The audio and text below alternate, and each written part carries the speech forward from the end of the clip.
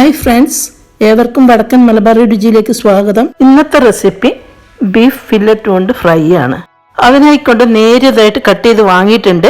Fry ചെയ്യുമ്പോൾ വല്ലാതെ ചുരുങ്ങി പോവാതിരിക്കാൻ ഇങ്ങനെ കത്തി കൊണ്ട് നന്നായിട്ടൊന്ന് ഇങ്ങനെ നമ്മൾ മുറിഞ്ഞു പോവാതെ കൊത്തി കൊടുക്കുക.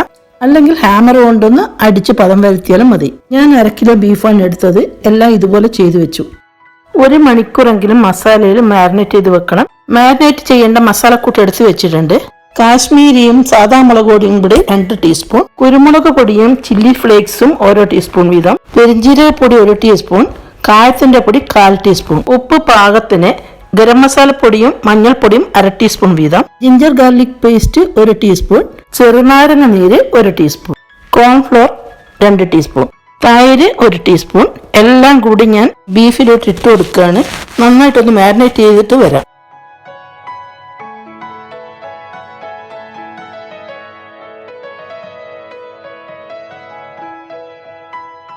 മാരിനേറ്റ് ചെയ്ത് കഴിഞ്ഞു.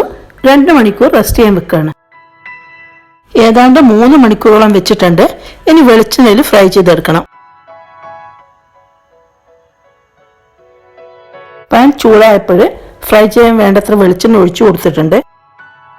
ഒന്നിച്ചൊരു 3-4 പീസ് ഫ്രൈ ചെയ്തെടുക്കാൻ പറ്റും.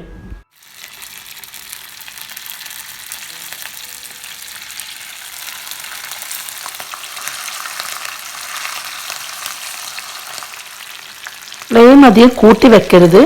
ഇത് ബീഫാണ്, കുറച്ച് വേവുള്ളതാണ്. അപ്പോൾ കുറച്ച് സാവകാശം ഫ്രൈ ചെയ്തെടുക്കണം.